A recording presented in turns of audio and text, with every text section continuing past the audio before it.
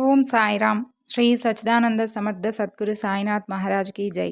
మన సాయి కుటుంబ సభ్యులందరికీ నమస్కారం అండి. ఎలా ఉన్నారు, ఏం చేస్తున్నారు?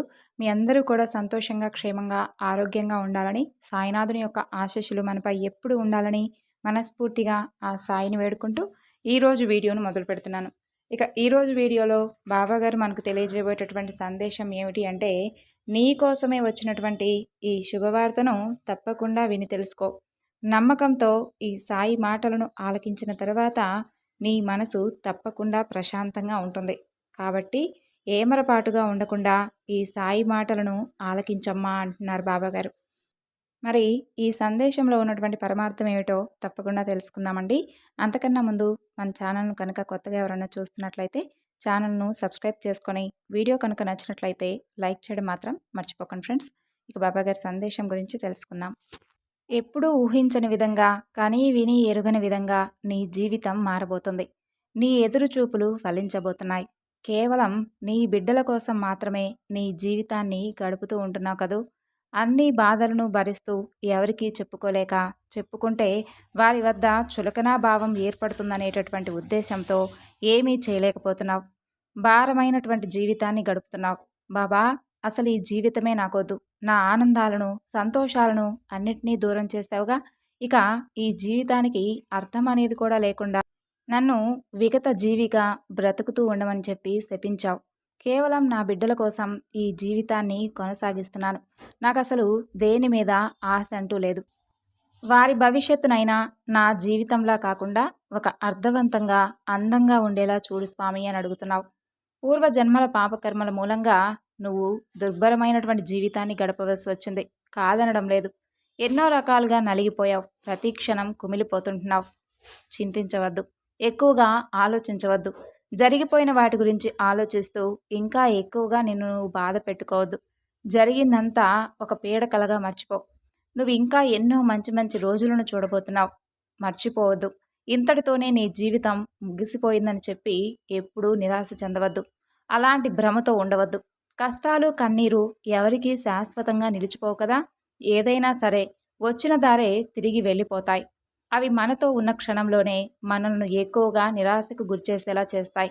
మనల్ని ఏ పని చేయకుండా అవి అడ్డుతెరగా నిలబడి ఉంటాయి. వాటిని చూసి నువ్వెంతైతే భయపడుతూ ఉంటావో అవి కూడా అంతే భయపెట్టాలని చూస్తాయి. ఏది జరిగినా విధిరాత వలనే అని తెలుసుకో. అంతా నీ మంచి కోసమే జరిగిందని భావించు. కొన్ని నువ్వు ఊహించని విధంగా మార్పులు చోటు చేసుకోబోతున్నాయి. కాబట్టి అంతలోనే నీ జీవితం ముగిసిపోయిందని నిర్ధారణకు రావద్దు. ముందు జరగబోయే మార్పులు, మంచి మంచి క్షణాలు అవన్నీ నీకు తెలియదు కదా. కేవలం సర్వాంతర్యామి అయినటువంటి ఈ సాయికి మాత్రమే తెలుసు. అందుకే మిమ్మల్ని అసహనానికి గురిచేసేటటువంటి సంఘటనలు ఎన్ని జరిగినా వాటిని చూసి పారిపోకుండా, వాటి మాయలో చిక్కుకోకుండా ఆ సమయంలో అంతా నీ సాయి సన్నిధిలో గడుపుతూ మంచి భక్తి గీతాలను ఆలకిస్తూ ఆధ్యాత్మికంగా మిమ్మల్ని మీరు దృఢపరుచుకునేటటువంటి ప్రయత్నం చేయండి. అప్పుడే మీకు ధైర్యం వస్తుంది. ఇక నీ జీవితం ముగిసిపోయిందని చింతించనవసరం లేదు. రాబోయే రోజులు అన్నీ నీకు అనుకూలంగా మారి నిన్ను ఆశ్చర్యానికి గురిచేసే విధంగా ఈ సాయి ఎన్నో మార్పులను తీసుకురాబోతున్నాడు. మంచి మంచి శుభవార్తలను నువ్వు వినేటటువంటి గొప్ప రోజు వస్తుంది. అవి నువ్వు తప్పకుండా తెలుసుకునే తీరుతావు. నాకు నువ్వు, నీ బిడ్డలు వేరా. నువ్వు వారి గురించి అంతగా నాకు చెప్పనవసరం లేదు, అలాగే బాధపడనవసరం లేదు. నీ ఆశలన్నీ వారి కోసమే అని నాకు తెలియదా? వారి జీవితం అంతా మొత్తం చదివినటువంటి ఈ సాయికి వారి భవిష్యత్ గురించి నువ్వు గుర్తు చేస్తావా? వారి గురించి నువ్వేమీ దుఃఖించనవసరం లేదు. అలాగే అదే పనిగా ఎక్కువగా ఆలోచించనవసరం లేదు. వారికి మంచి భవిష్యత్తునే అందిస్తాను. అలాగే వారికి నా పూర్తి సహాయం కూడా ఉంటుంది. ఇప్పటి నుండి వారికి అన్ని విలువలను తెలిసేలా వారికి తప్పకుండా తెలియపరచు. నువ్వు వారికి ఆస్తులే ఇవ్వకపోయినా ఎలాంటి బాధ లేదు. కానీ మంచి సంస్కారాన్ని ఇవ్వడంలో మాత్రం నీ పాత్ర ఎక్కువగా ఉంటుందని మర్చిపోవద్దు. నీ మనసుకు వచ్చినటువంటి కష్టాన్ని ఎవరికీ చెప్పుకోలేనప్పుడు నీ సాయి ముందు కూర్చొని చెప్పు. నేనన్నీ ఆలకిస్తూ ఉంటానుగా, వాటికి తప్పకుండా ఏదో ఒక పరిష్కారం చూపిస్తాను. దిగులుతో ఆరోగ్యం సైతం పాడు చేసుకుంటూ ఉంటున్నావు. సమయానికి కాస్త తిండి, నిద్ర కూడా అలవాటు చేసుకుంటూ ఉండు. ప్రతిరోజు ఈ సాయి విభూదిని ధరించడం మర్చిపోవద్దు. అలాగే నీ బిడ్డలకు కూడా అలవాటుగా మార్చు. వారి జీవితాన్ని చూసి మురిసిపోయేటటువంటి క్షణాలు రాబోతున్నాయి. అన్నీ స్థిరంగా సమకూర్చేటటువంటి బాధ్యత ఈ సాయిది. నా బాధంతా కేవలం నీ గురించే. నా పలుకులు విన్నంతసేపు, నా మాటలను సందేశాలను విన్నంతసేపు ధైర్యంగా ఉంటావు. తరువాత మరలా అదే విధమైనటువంటి ధోరణితో ఆలోచిస్తుంటావు. ఈ సాయికి ఒక మాటిస్తావా? ఇక ఎన్నడూ నీ కంట కన్నీరు వృధాగా చేయనని చెప్పి ఇప్పుడే ఈ క్షణమే మాటివ్వు. నీ చెయ్యి పట్టుకొని నీ గమ్యానికి నిన్ను తప్పకుండా చేరుస్తాను. నువ్వు సిద్ధంగా ఉండు. నమ్మకంతో సిద్ధంగా ఉంటే చాలు. తప్పకుండా నువ్వు ఊహించని రీతిగా నీ గమ్యాన్ని నువ్వు చేరుకునేలా చేస్తాను. నువ్వు చేయవలసిందల్లా నాకు పూర్తి శరణాగతి అవడం మాత్రమే. అంతకు మించి నువ్వేమీ చేయనవసరం లేదు. నువ్వు చేసే పనిలో అశ్రద్ధ చూపకుండా పనినే దైవంగా భావిస్తూ ఉంటున్నావు. ప్రతినిత్యము భగవంతుని ఎదుట కన్నీరు కారుస్తూ ఉన్నావు.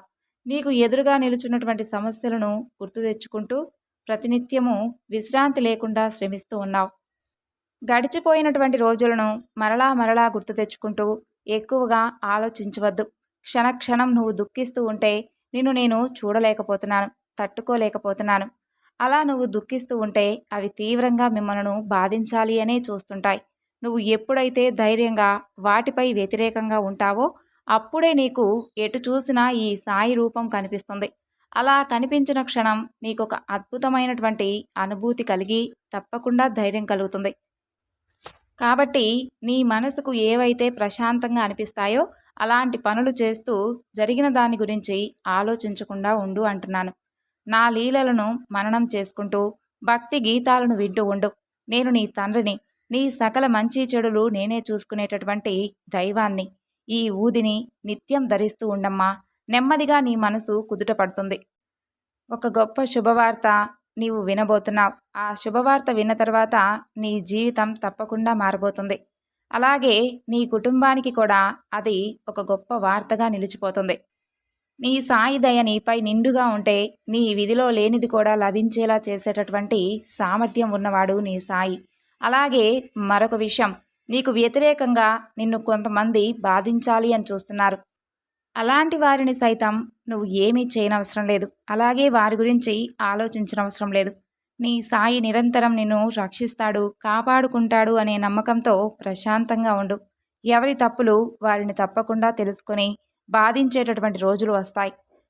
సంతోషంగా నీ కుటుంబంతో గడపాలని ఈ సాయి నీ నుండి కోరుకుంటున్నాడు. సో విన్నారు కదండి ఈరోజు బాబాగారి సందేశం. ఈ సందేశం మీ అందరికీ నచ్చింది అనుకుంటున్నాను. నచ్చితే తప్పకుండా మరికొంతమందికి షేర్ చేయండి. మరొక చక్కని బాబాగారి సందేశంతో మరలా కలుసుకుందాం. అంతవరకు నమస్కారం. ఓం సాయిరామ్. సర్వే జనా సుఖినో భవంతు.